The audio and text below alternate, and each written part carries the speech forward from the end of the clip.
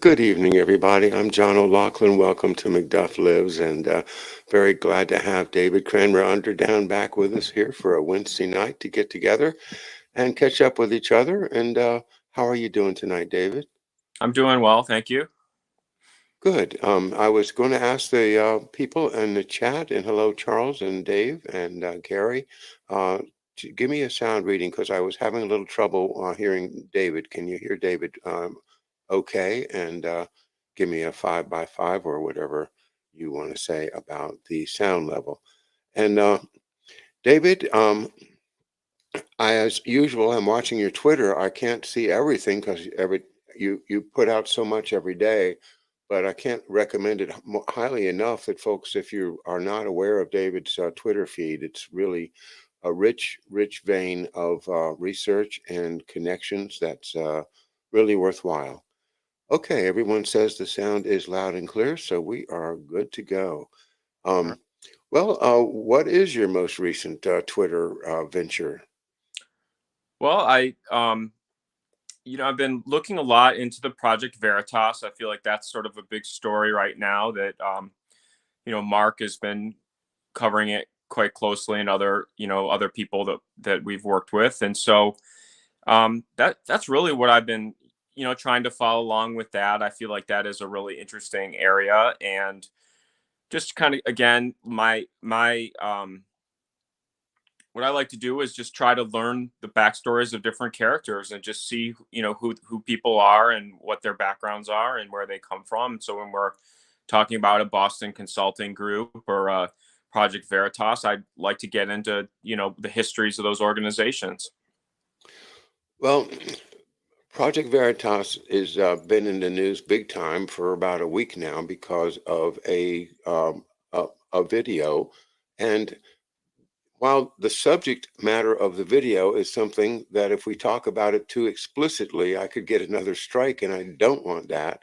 But on the good side, I've got my Rumble channel set up, and when we get over there, we'll be able to speak freely. So, as far as the O'Keefe and Project Veritas, I'm going to just with that caution say I think it's a very interesting situation, and the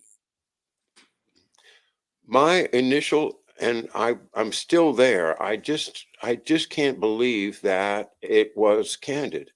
It just had to have been both of them seemed both of the videos to me do not seem to be real life candid stuff. And if that first one, if he really was just on a date and drunk, it just I, that plus the fact that it's got so I mean it just flew into every conservative media outlet that you can imagine. Just everybody, wow, look at this, look at this, look at this, and I am skeptical about the everybody points at the shiny thing, you know. Hmm. What are they? What are and then, but you have done some deep dives on Project Veritas already, and I noticed it in your Twitter feed. And I mentioned it on my show a couple of days ago that it was a service of yours and we appreciate it. Remind us what you found out about the background of Project Veritas itself and Mr. O'Keefe.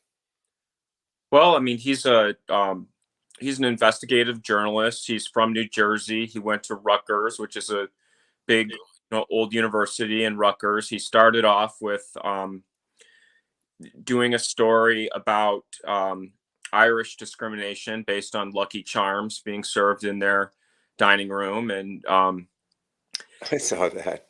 yeah, and I guess I don't know. I mean, we were in college, and I feel like it's different things happen when you're in college, but his first big event happened was when he was going after this organization called Acorn, which is a he went into the offices in New Orleans of this who later became a senator, Mary Landrieu, and right away with her family, her dad was I think Moon Landrieu was his name. I think he was a mayor of New Orleans. He was her brother, I think, was the head of the FEMA effort to after Katrina. So her family is very deeply tied to a lot of Louisiana politics. And the other area with her that was a big red flag for me is that she's one of the strategic directors of the Genie Energy Corporation, which we've talked quite a bit about, because their other directors are, characters like, Dick Cheney, Larry Summers, Jacob Rothschild, um, who else was on there? Bill Richardson, um, Michael Steinberg. Let's see, Steinberg, I believe he was one of the Mega Group founders. So she's tapped into these, international petroleum deals. I mean, we're talking about the Leviathan oil and gas discovery in the Mediterranean. This has to do with all the pipelines we've been talking about as far as providing energy to Europe through the Middle East. So she's not just a small character. And then But when you say he was in her office, in what respect was he in her office? what he did was he dressed up as a phone repairman, and they said they were going to bug her phones, which immediately to me sounds like technical services of the CIA. I mean, I feel like that's what they have a communication division and it's technical services, and that's to me what it sounds like. I mean, again, I don't know, but then you look at what Veritas's Does the truck say Acme on it? I don't know if it says Acme or if it says Zenith Technical Services is what they for the JM Wavefield station in Miami. They used Zenith Technical Services was the name of the front company they used for communications. But if you look at their financial support, they're supported by an organization called the Donors Trust, and Donors Trust has a lot of the heaviest hitting conservative organizations like the Koch brothers, Koch brothers, the DeVos family, a company called Searle, which nobody remembers, but Donald Rumsfeld was the CEO of Searle. He merged Searle with Monsanto. Also a company called Olin, and that's one that a lot of people don't know Olin, but Olin is they're a ammunition gunpowder company that ties back to your family's kind of connections with the Colt Arms factory. They're an old Winchester Remington affiliated ammunition manufacturer, and they also got into the industrial chemical business as well. How do you spell that? OLIN. I'm thinking pesticides when I hear that. Well, they bought a chemical company. I can't remember the name. I can't remember the name, but I have to look to see what the name was. But it was one of the Agent Orange. I mean, Agent Orange was, everybody thinks of Dow Chemical, but there were actually multiple vendors that the military used for producing Agent Orange. And I cannot remember off the top of my head what the Olin chemical company was, but they're a very old family in that same neighborhood in New Haven, where like a lot of the old buildings of the presidents of Yale and all this stuff. Olin was one of the families that lived in New Haven, so they're a very old Connecticut family tied deeply into the armaments business. Cool. I noticed the first bunch of people that you mentioned were generally Democrats, and now you've mentioned Mary Landrieu, I believe a Democrat, Mm-hmm. but the people that you're speaking now, when you went from JM Wave and Rumsfeld and them, these are people that I would think would be on the opposite side of the aisle and would have a different interest. But am I hearing correctly that they're all tied together through these same connections?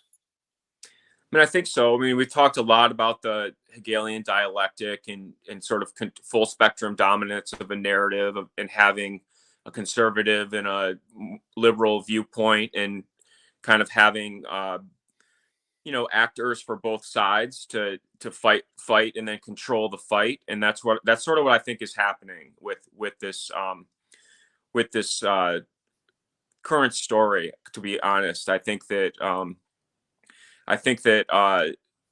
there was reporting in the New York Times that Project Veritas worked directly with Eric Prince and was training their employees on techniques for doing sting interviews. So, now we're right into the Blackwater Academy, all of that area, which, again, goes right into the same, what we've talked about with Burisma, for example, where you have a Kofor Black who worked, was a director at Blackwater, who also had an old CIA relationship, and was the head of I believe, the African Field Station, and was doing was one of the leaders of the Bin Laden task force. And then of course everybody remembers Hunter Biden being an employee of, or a consultant for Burisma.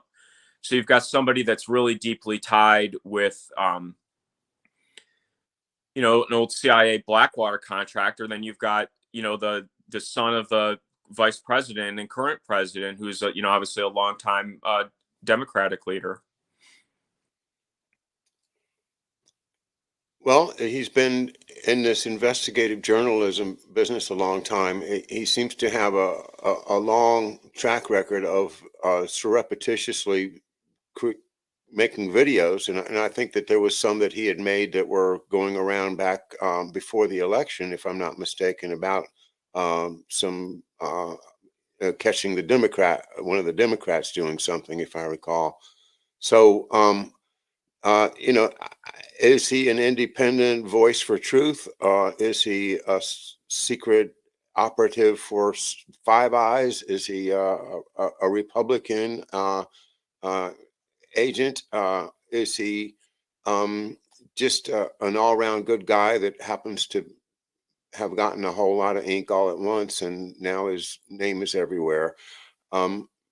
Anything else any more light you can shed on my questions? Because I just don't know the answer, except for I still have this instinct Yeah. that this is some kind of a setup to get us to buy into something. And Yeah. and Well, I don't know how just specific I can get on this show tonight, but I think you yeah. know what I'm talking about. Well, I will mention that, within those videos that they produced with this specific Pfizer situation, the expert that they presented as vetting this Jordan,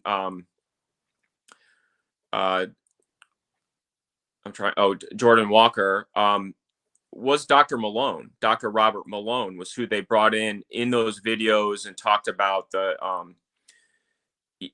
basically stamped him as a Pfizer,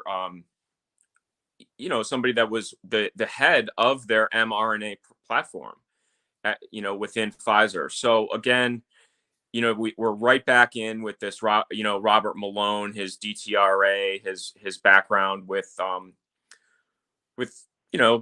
basically, for people that don't remember, DTRA was stands for the Defense Threat Reduction Agency, and it was a unit developed out of the Nunn-Lugar Act that was taking Russia's nuclear stockpile after the fall of the Soviet Union, and then taking those war materials, the nuclear arsenal, and then redistributing it as a war dividend to the American people. And they created an agency to basically do inspection, handling, transportation of nuclear material, but also biological and chemical material from the Soviet Union. Yeah, and now we have a big information dump have come out from the Russians, not the Soviets, but the Russians, Mm-hmm. with the exposition of these labs, and a number of some graphics they've put out with some statistics, and all of the pictures of all the players that were working with Metabiota and the other companies that are involved in this. Mhm. And a lot of people are now coming out and saying, you know, look, smoking gun. This was the secret program that was in Iraq, and now it's just, I think it was Mark that dug that up. Yeah. That this, Mark Kulak of Housatonic Live, and kudos to Mark for all of his great work. So that story then looks like, uh, yeah, you know, who's running this? Is it the CIA? Whose lab is it anyway? To put it Yeah. bluntly, and I don't know if you've seen it yet, but attached to I think his name is War Commander, that has put a whole thread out with all this stuff, and there's some video of people walking through one of the labs after it, got trashed and bombed, but there's still all kinds of literature and everything there showing that, yeah, they were doing testing. And the interview indicates that they were testing um, things, including uh, vaccines for coronavirus on humans that hadn't had, of course, any animal testing before, and paying the people a little bit of money. And it just looks like, it looks real, and that part of it, um, I think you got to decide where you're going to spend your time, right? Yeah. I would like to uncover everything all at once, but when I see something that looks like it's just too good to be true, they've got this guy, you've got him good to go, but give me another Pfizer executive come out and say exactly the same thing under oath. I mean, Yeah. come on. I need some corroboration here, as I've said from the beginning. So that's where I'm at. I appreciate you're shedding a lot of light on it, and it still is it's still a murky picture to me. Well, just one thing I wanted to add to that was, with Eric Prince's career after Blackwater, he transitioned to a company called Frontier Services Group, which was a, basically similar organization to Blackwater. It was based in South Africa, and they were doing security for the Belt and Road Project, and also were doing the Uyghur camps in China, which has been talked about quite a bit. And they were partnered with the XCPP, which is the I yeah XIANG, I think, construction something. It's an old Mao Zedong military unit, basically. And so this South African Frontier Services Group is partnered with the Communist China to handle these Uyghur camps, and of course that's the area that has been speculated with the Wuhan virology lab, was that they were doing human um, testing of vaccines and different drug discovery on this prison population that they had in China. I And hadn't heard that yet. That's amazing. well, that's the Michael Callahan story in Wuhan, and he's been in the Wuhan chair with MIT and Harvard for 10 years, and he was working with this Wuhan lab. And basically the idea is that he's DTRA, or I'm sorry, he's a DARPA contractor, so he's working on doing warfighter, what they call countermeasures, which is basically medicines that can be taken as a countermeasure if you're exposed to a biological or chemical agent. And he's somebody that's been working, and that's what the theory is that this prison population in China, the Uyghurs, have been being used for forced medical experimentation, and that based on that use, they're able to take their blood or materials and create medicine based off of the prisoners, and that's sort of a way to accelerate drug discovery, by sort of a loophole, as far as avoiding using the what Americans know as the the FDA and going through animal testing, and then doing the normal trials and controlled trials of drugs before they're authorized to be used on the American public. But of course, with international pandemic declared, a lot of the traditional rules are thrown out. So it creates a very tough situation. Yeah, I'm so many tragedies in this world, and I think about the Uyghurs, and I wonder, are there really concentration camps? And so many people have actual good opinion of communist China now, and you certainly see a lot of money there, a lot of development, flashy cities and transportation, and it looks like it's going in the right direction. But then there's all you hear these things, but I had not put things together the way you just did. That because why would communist China hire Frontier Services Group to run security on anything? Yep. It seemed like that's letting the fox into the hen house and come on in, have a look around, to see anything you like, just take it, it's no problem. Yep. And you can use these Uyghurs here if you have any, unfortunate doctors that can't test their products elsewhere. We'll help them out, just you know, no problem, and wow, I that again, we were just talking about Democrats and Republicans that secretly are the Hegelian dialectic, but here you've got Eric Prince, who should be considered a far right winger Absolutely. with President Xi of the Communist Party, the greatest communist party still standing in the world. Um, that's weird, David. Well, That's let's weird. let's go back to the opening of China and think about who was involved in the 72 when Henry Kissinger goes to China for the opening of China. Yeah. Who does he place as the special representative in China? Yeah. Poppy Bush. HW. H.W. Bush goes to China in 72 before he becomes CIA director. Okay. So again, it's and the other character in that same story is John Huntsman, who's from Utah. He was the ambassador to China, and he was also the ambassador to Russia, the one that was trying to get Paul Whelan out. But when Kissinger was going to his car to fly to China, he met a young 11-year-old John Huntsman and said, "Son, I'm heading to China. I'm going to China. Don't tell anybody." Right. And he then goes on to be the Atlantic Council chairman in 2014. He's the ambassador to China, to Russia. His father has the Huntsman Chemical Company.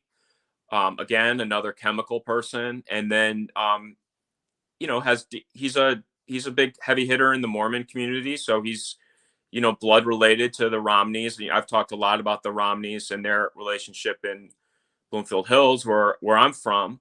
But what I just learned recently is that Joseph Smith, the founder of the Mormon faith, his mother lived in Pontiac, Michigan, and I just learned that about a week ago, which was very interesting to me.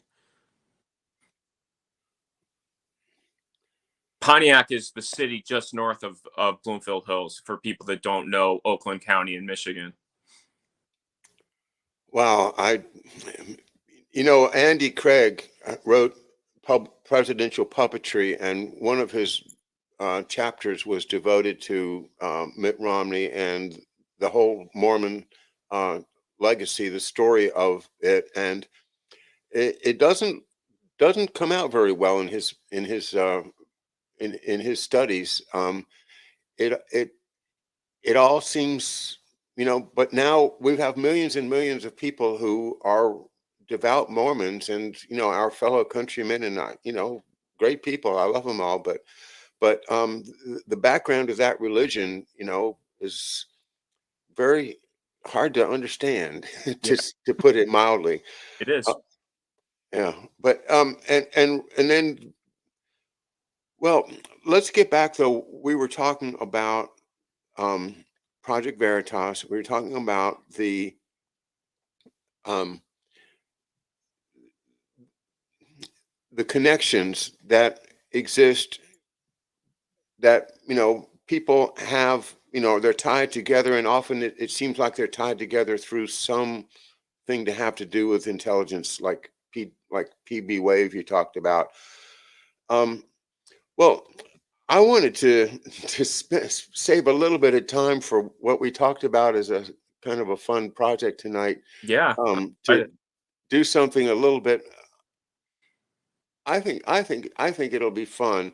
What I've asked David to do, guys, is to talk us through the individual characters on the uh, group photo that was taken at the Carnegie Awards for Philanthropy in December of 2001.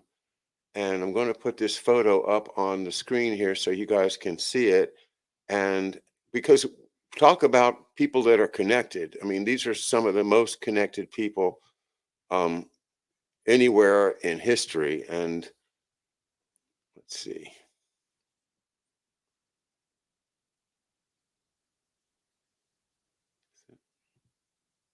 Yeah, there it is.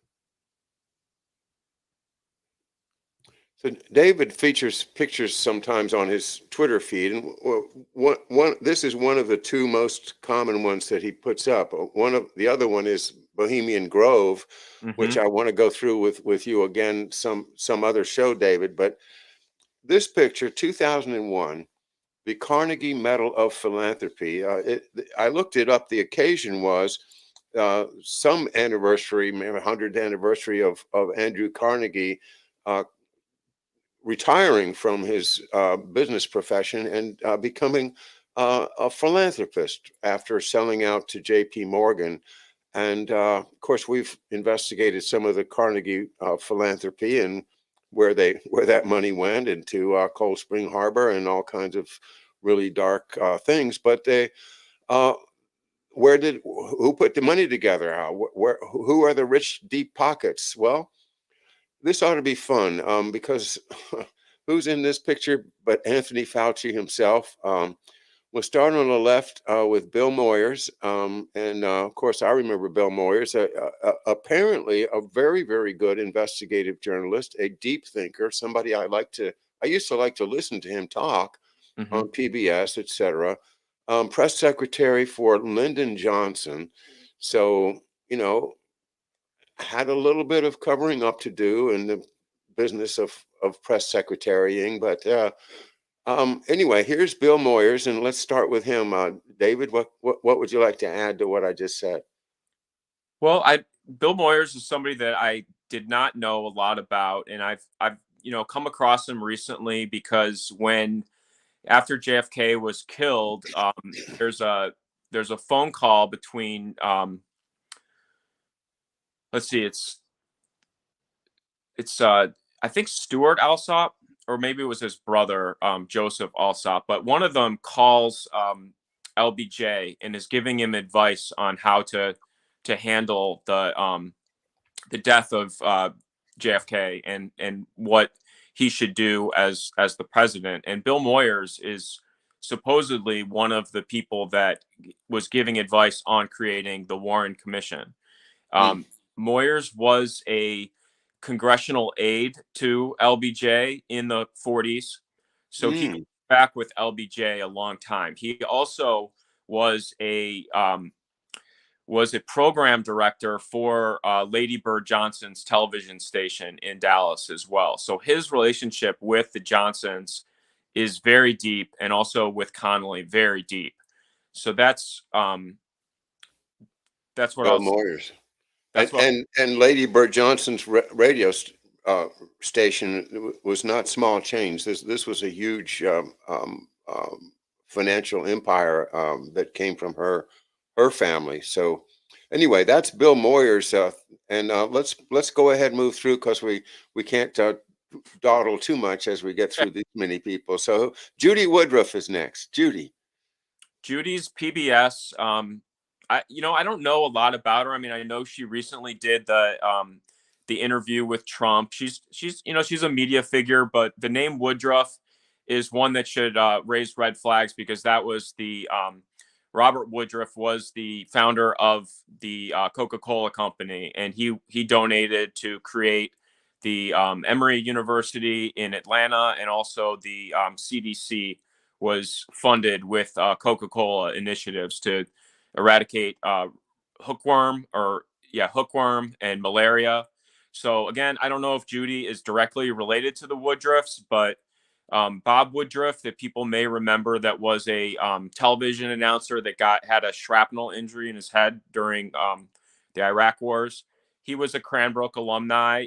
His mother and aunt were my preschool teachers, and he was the best friend of my next door neighbor. So that's where my personal craziness ties into that. Amazing. Yep. Well, a very familiar name next to Judy Woodruff, and she, by the way, also is a board member of the Carnegie Foundation, and that's why she's there too. So Mm-hmm. she's really plugged in. Anthony Fauci is there. Why is Anthony Fauci there? Well, my guess on that would be the old relationship between the Rockefeller Foundation, Sloan Kettering Hospital, and Carnegie Institute. His Fauci, as we know, his dad was the pharmacist for Sloan Kettering, and his Fauci was a medical student at Cornell, Weill Cornell School, which is right there in New York. It's not up in Ithaca with the regular university. So that's what I think on Anthony Fauci.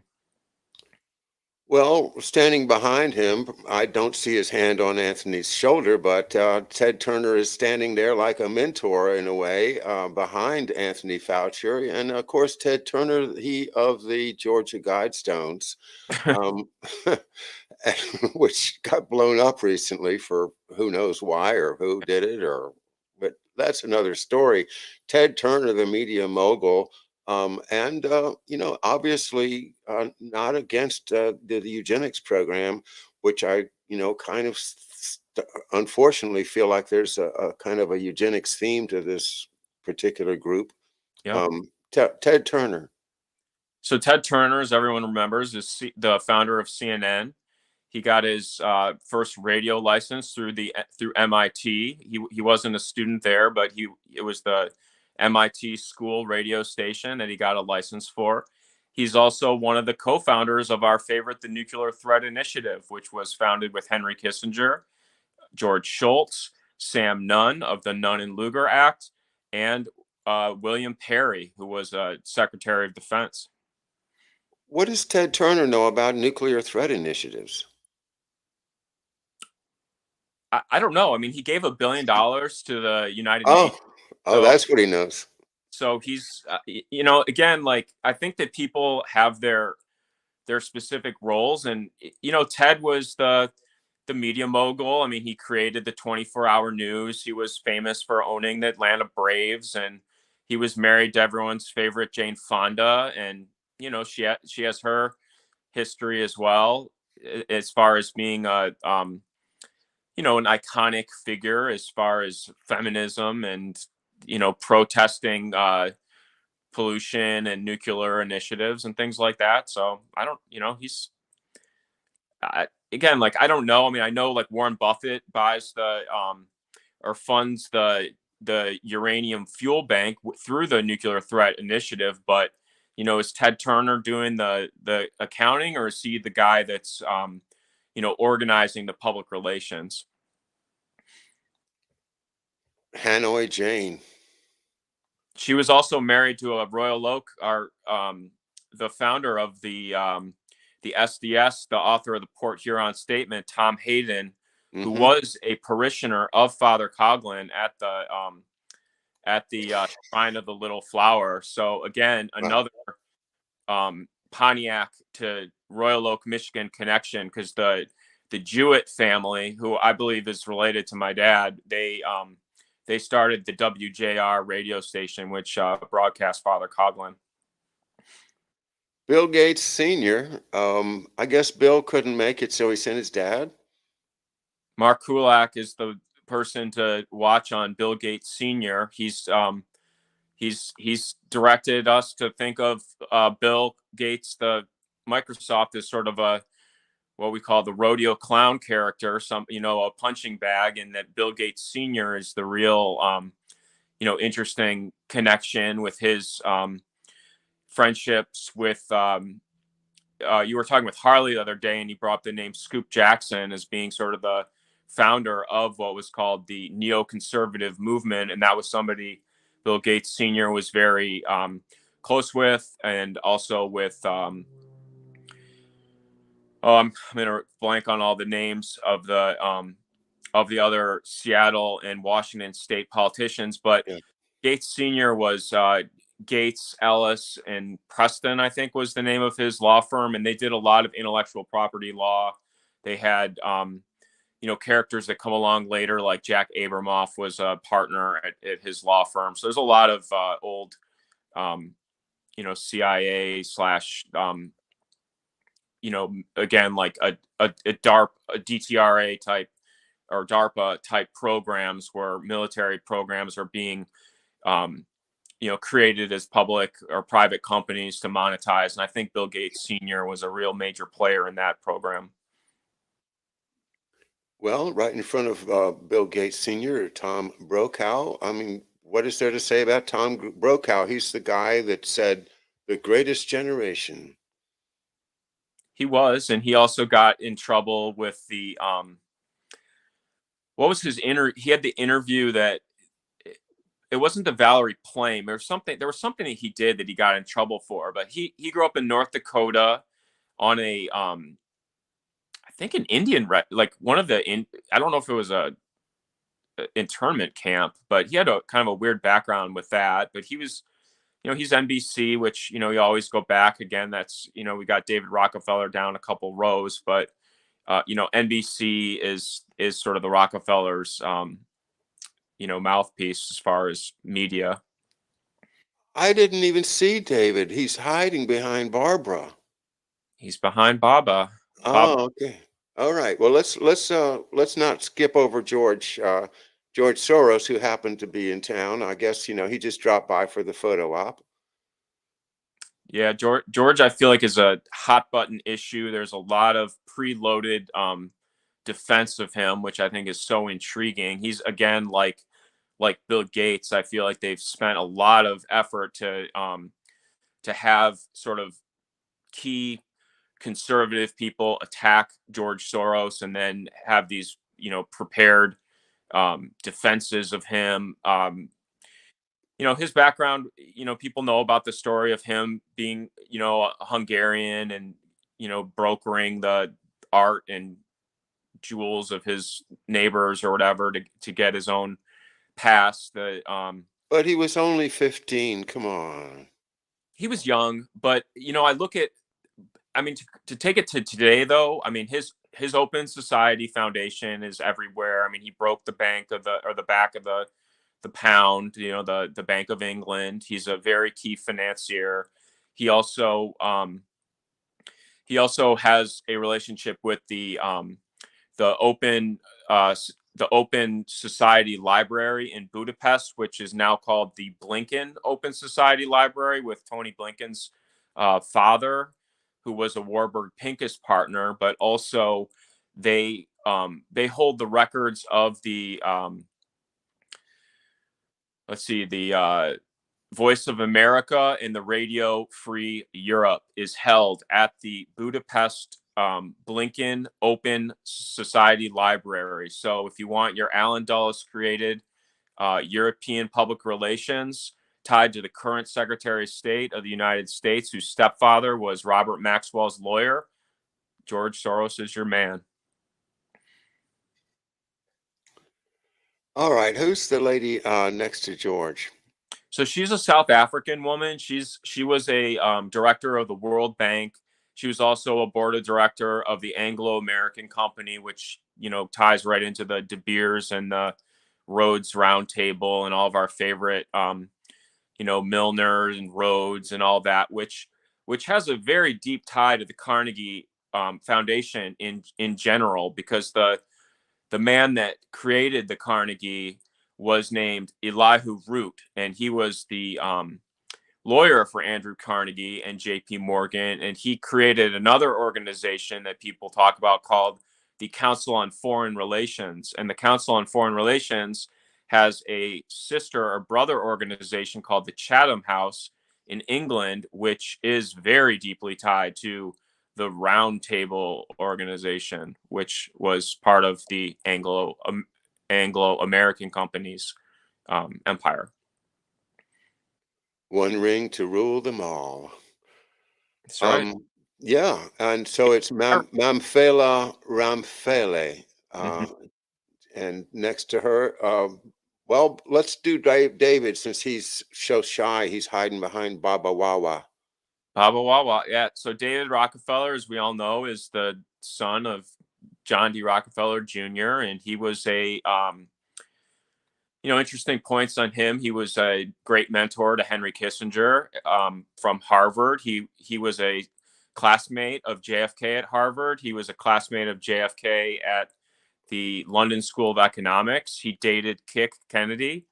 He was a very strong proponent of Kissinger in the Rockefeller Brothers Fund special project that came out after Sputnik.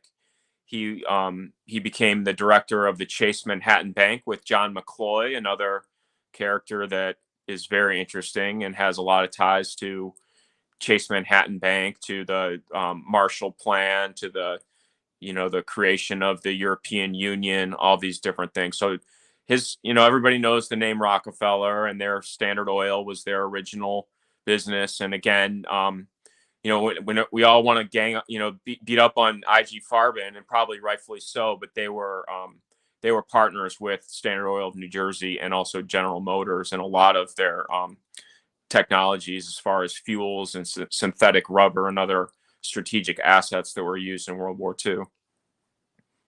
Just business as usual, folks. Just business as usual. Little war sometimes is good for business.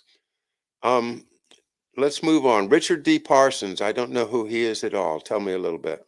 So Richard Parsons, his grandfather was the landscaper at Kiewit, which is the Rockefeller property in Westchester, where David probably spent some time with his father. And Richard went on to become a director of Citibank, and he was then, currently, is the chairman of CBS.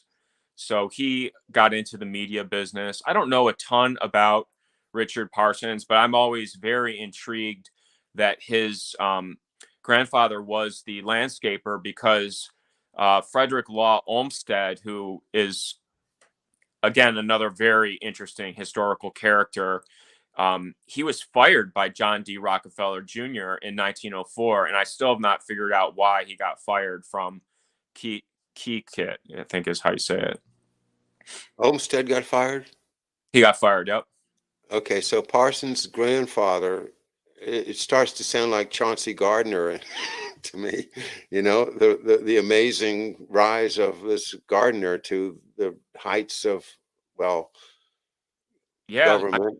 I mean, And it reminds me of the Thurgood Marshall story of him, oh, serving drinks at Gibson Island and then becoming Supreme Court justice. And I know you just that. want, again, it's not to say that he's not a brilliant legal mind and capable and all that. It's more of, it's just highly intriguing that he was working at the Gibson Island Yacht Club. He did what he could with what he had. He had a good opportunity. And yeah, and a beautiful mind. And yeah, I have no complaints about his work as a and the things that he was able to get to move forward. But again, Gibson Island waiting on tables for all of those really, really rich guys, and nobody said to him, "Hey, let me give you a plan. I got a plan for you." Well, David's brother, Godfrey, used to fly the Bell helicopter to his house on Gibson Island. So there's a lot of family connections, but potentially. From New York? Well, No, from Baltimore. I remember the story. Yeah, there was a Bell helicopter uh, uh, in Baltimore City, and they flew it out he was yeah. the chief test pilot for Bell Helicopter Corporation, Godfrey, and he was also a co-founder of the World Wildlife Fund. David McCulloch, one of the most prolific writers, and if every time he writes a book, he's on PBS, and well, I mean, he's a storyteller in a really, really wonderful, convincing way. I've read a number of his books. What's he doing there? Well, again, like I'm very familiar with him, just based on his reputation as being one of the great authors of our time, and his background is interesting. He's from Pittsburgh, which is of course is where Andrew Carnegie is from. Okay. He's from an area called Shady Side, which, as I was telling you in the text, is a beautiful suburb of Pittsburgh. And I was fortunate to play high school lacrosse against Shady Side. And he went on to Yale. He's Skull and Bones. I'm always intrigued by the Pittsburgh situation, just again based on my mom's family being from Pittsburgh and Steubenville, Ohio. But I think McCullough I think he's a guy. I suggested maybe he had you know historical roots to Carnegie.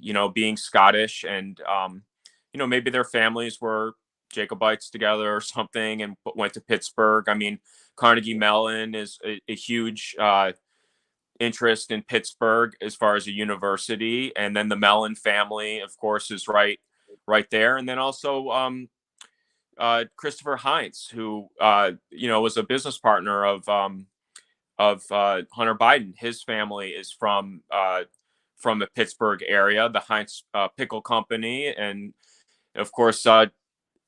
I feel like I'm the only one that ever mentions that Donald Trump is also a relative of the Heinz family, and I feel like people think of John Kerry and Teresa Heinz, but the Heinz family is an old Pittsburgh family.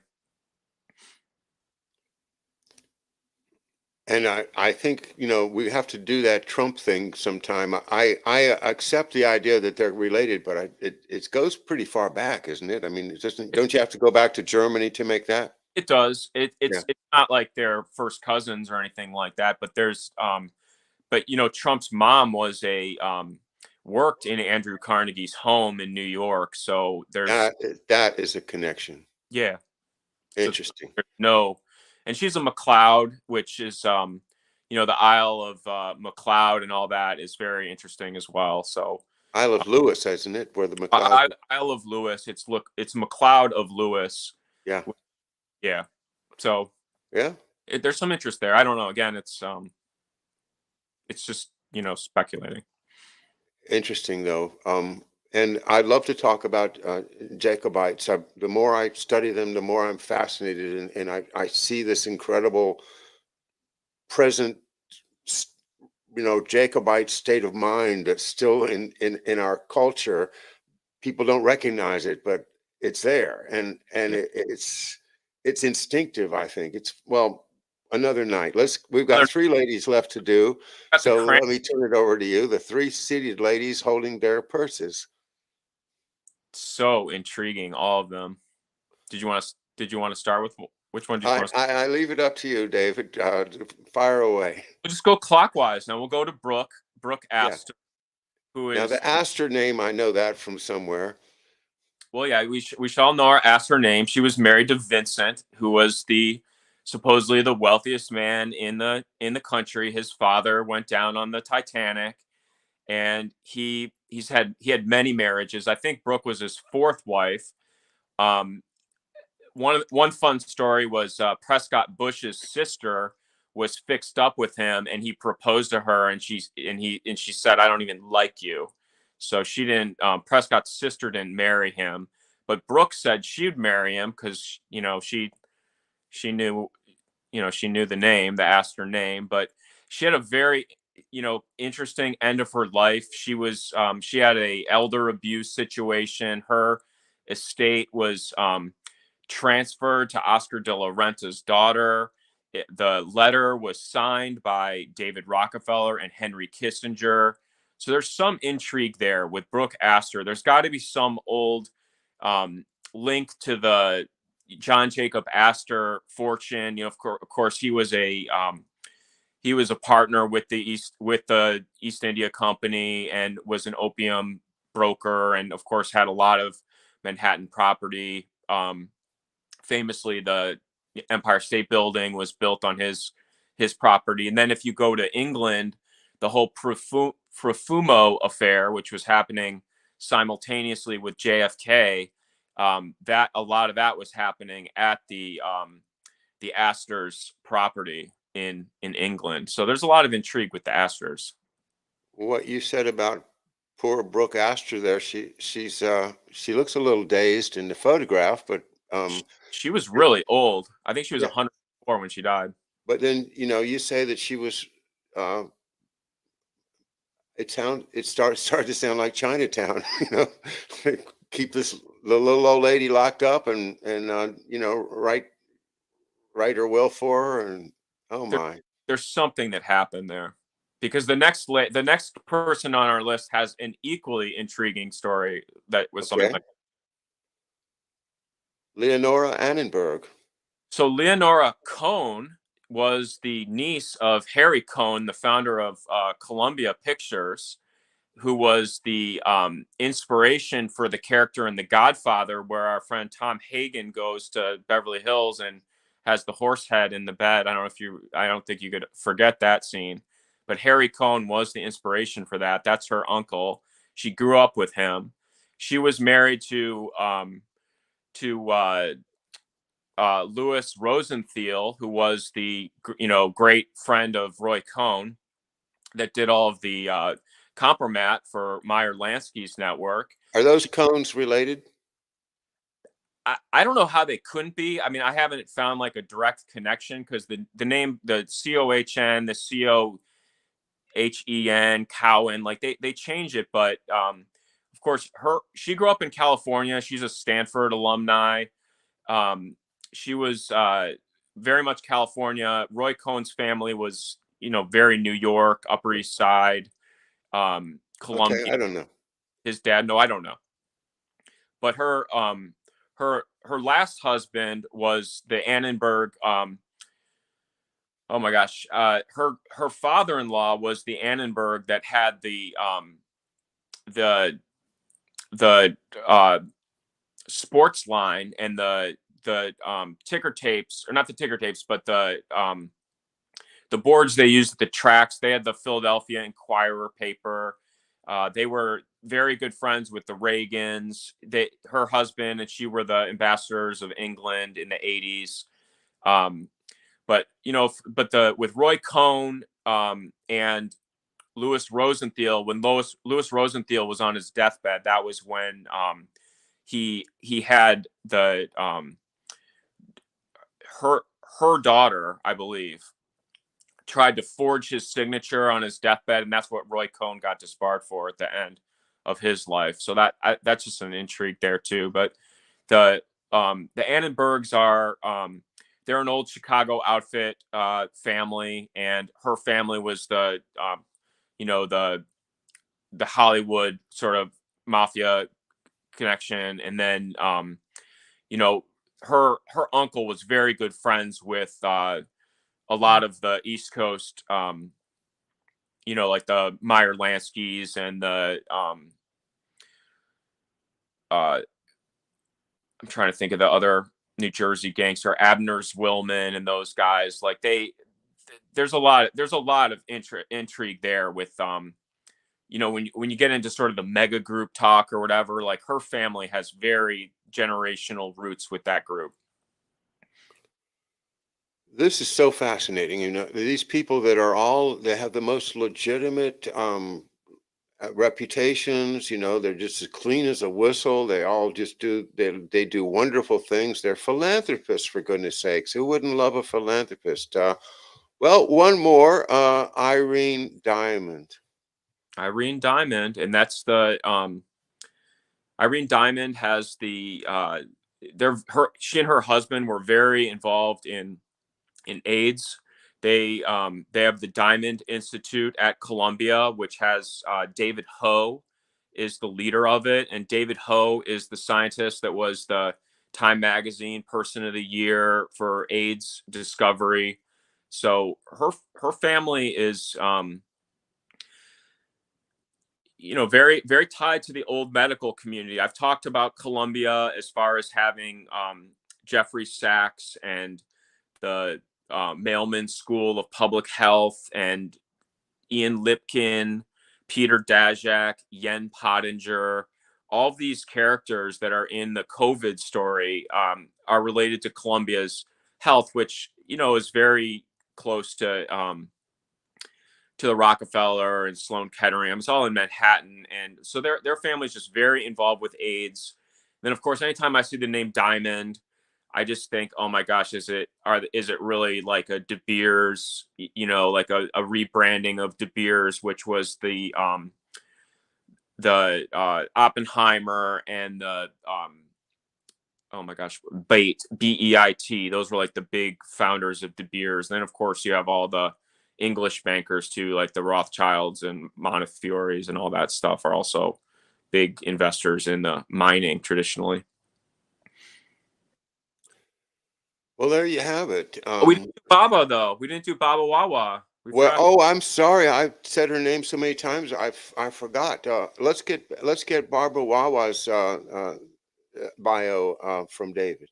So Baba was the her dad was the very involved with entertainment. He had, I think it was called the Havana Club in Times Square, and then he became the program director, I think, at the Flamingo in Las Vegas. He had a lot of legal trouble, and a young lawyer named Roy Cohn came to his rescue and got all the charges dropped. And the young Baba Wawa, he, wanted to use her as a beard and proposed to her, and had a very, he helped her get her adopted daughter. And one story that was kind of fun with Baba Wawa is that the uh, the famous Saturday Night Live skit that I'm not. Oh my gosh, I can't blank on her name. Gilda. Gilda, who's a Grosse Pointe girl that went to Liggett, who's cousins with Steve Ballmer, who went to the high school I went to. When she was doing the Baba Wawa routine, Barbara hated it, and she did not like being made fun of. And she said that she hated it until she went into her daughter's room, and her daughter was staying up late to watch it, and she thought it was so funny and said, "Mom, you need to lighten up." And after that, Barbara Walters became a Gilda Radner fan.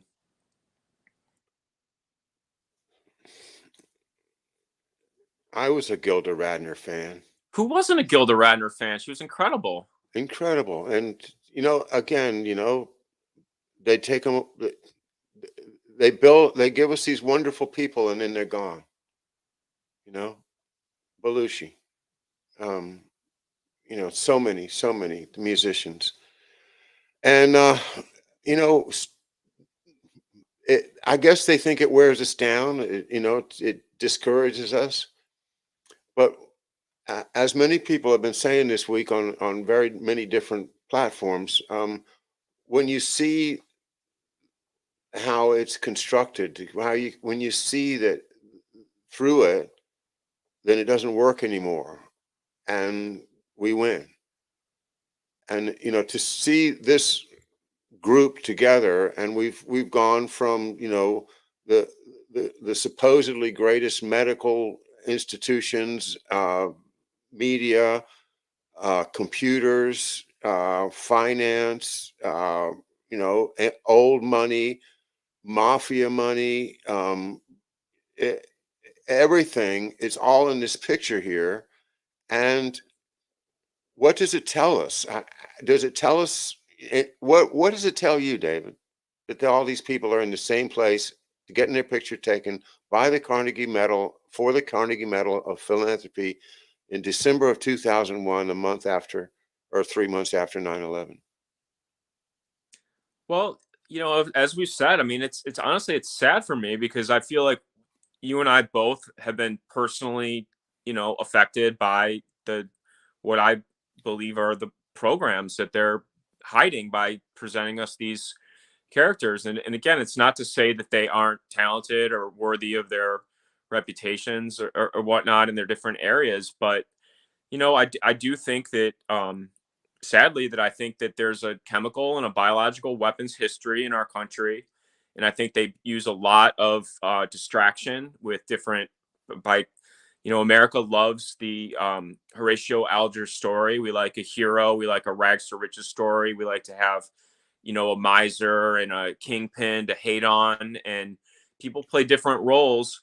But sadly, I do think that a lot of this creation of these characters and promotion of them and making them all in their own way iconic figures, it's very sad for me because I do think it is in many ways to hide a lot of really bad behavior, and I don't think that they're necessarily all cued in on it. But that's that's really where I see it, is that they, we talked in the beginning about the 72 and opening up China. And also that was the era that we got off the gold standard, that we did a Nixon shock, that we created a petrodollar system. We got rid of chemical and biological weapons. We created a national cancer institute. And did we just change the signage on an old program and then create a lot of distraction? That's what I think I see.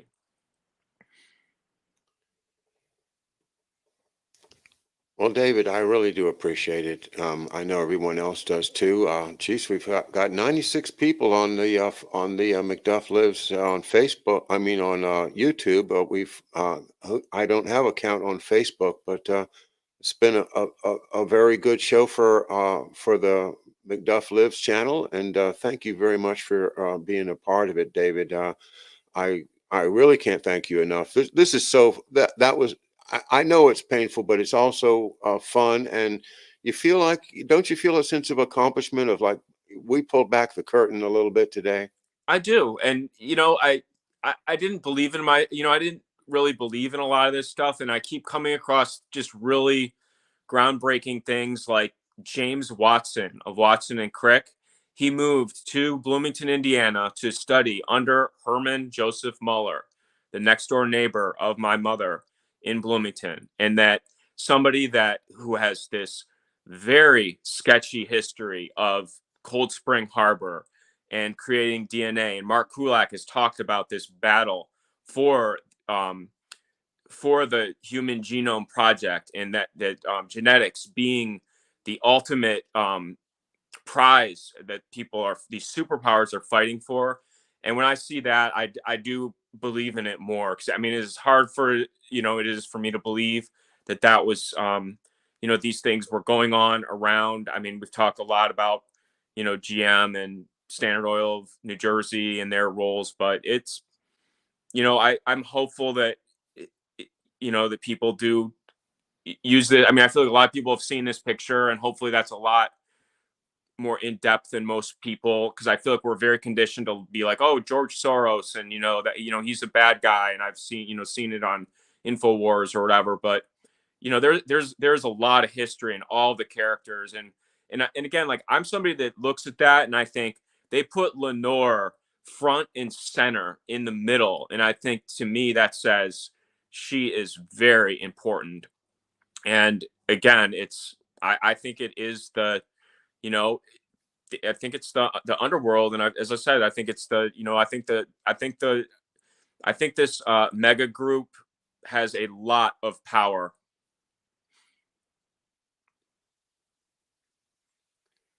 All right, we're going to leave it right there. I think that's an emphatic way to make the point, and it's an important one. Everybody, thanks very much. I'll see you tomorrow. David, I'll see you again soon, and keep up the good work, everybody. Good night now. Good night.